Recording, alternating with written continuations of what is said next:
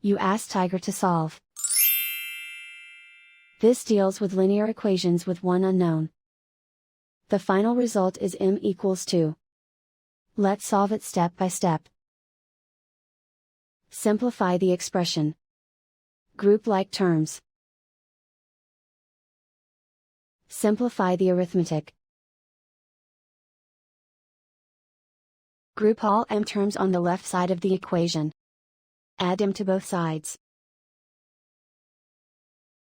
Group like terms. Simplify the arithmetic. Group like terms. Simplify the arithmetic. Group all constants on the right side of the equation. Subtract 9 from both sides. Simplify the arithmetic.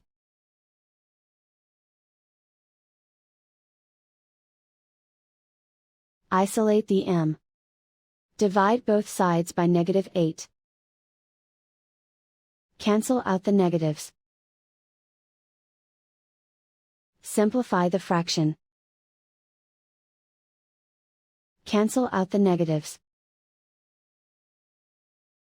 Find the greatest common factor of the numerator and denominator. Factor out and cancel the greatest common factor. And so the final result is m equals 2.